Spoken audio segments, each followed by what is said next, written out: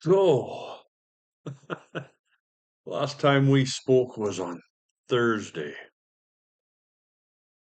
On Friday, when I was heading home from teaching, what a 3.5 hour drive, and stopped halfway to have a little break, a little rest, pulled off onto an approach. And while I was having my rest, an RCMP officer rolls up and he gets out of his truck, I get out of mine, and he says, "Yeah, I'm going to breathalyze you."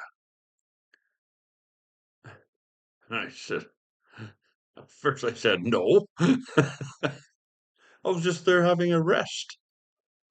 Anyway, long and short of it is, I did let him do the breathalyzer test because I did want to get home. So, and it upset me a little bit. No, it upset me way more than a little bit. I was fuming. Anyway, so I was tired when I got home. I didn't do a devotional on Friday night, probably because of my mood and also laziness. And then Saturday, again, I felt lazy. So 2 days in a row, I didn't do a devotional. I apologize to you because I always say this is where the eagles gather to spread their wings and meditate on God's word for a few minutes. Anyway, here it is Sunday evening, back at the motel and ready for another week. And I'm in a much better frame of mind because when I got here, I went for a walk to find where supper lives. And on my walk, I came across an RCMP vehicle that was sitting in a parking lot. So I went up and asked if I could bug them with a technical question. They said, sure. And I asked them, I says, if I'm parked here in this parking lot and you just roll up on me, can you just decide you're going to do a breathalyzer on me?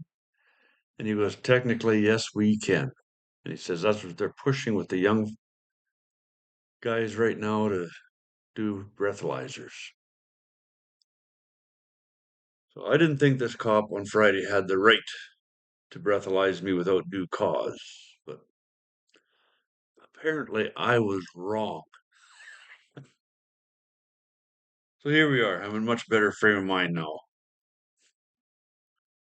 So on Thursday when I left you, we were just got the Ten Commandments, and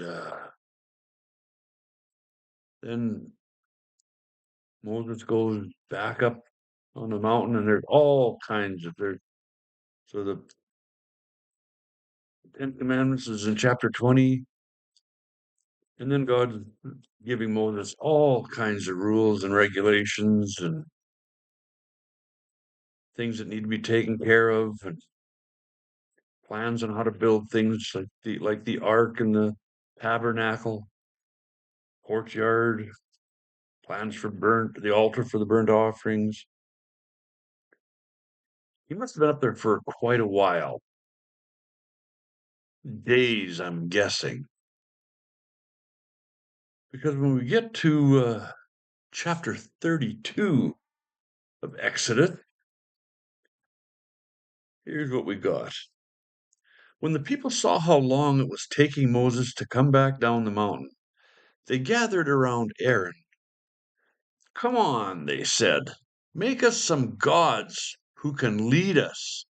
We don't know what happened to this fellow Moses who brought us here from the land of Egypt. I find that interesting. This fellow Moses, like, who's he? So Aaron said, take the gold rings from the ears of your wives and sons and daughters and bring them to me. All the people took the gold rings from their ears and brought them to Aaron. Then Aaron took the gold, melted it down, and molded it into the shape of a calf. When the people saw it, they exclaimed, "O Israel, these are the gods who brought us out of the land of Egypt." Aaron was so excited the people were. Oh, Aaron saw how excited the people were, so he built an altar in front of the calf. Then he announced, "Tomorrow will be a festival to the Lord." The people got up early the next morning to sacrifice burnt offerings and peace offerings. After this, they celebrated with feasting and drinking, and they indulged in pagan revelry.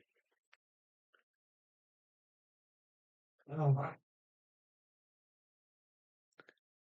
I can't for the life of me understand why God tolerated humankind this day. He has had many reasons just to wipe us out and not bother with this human creation. But he loves us so much. In fact, was that back in chapter 20?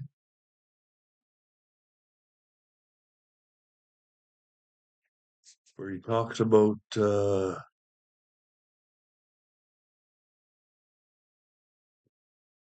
the Lord said, "I will come to you in a cloud." No. Anyway,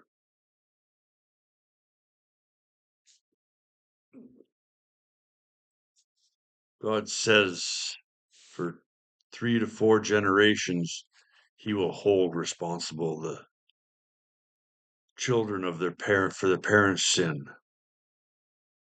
But for those who follow him, he will bless the generations for 1,000 generations. So his love is truly impressive. Anyway, now we're at the point here where they made the golden calf to worship. We'll see what happens tomorrow. You all have a great Sunday night. Oh, to any mothers who happen to be watching, happy Mother's Day. Take care. We'll talk to you tomorrow.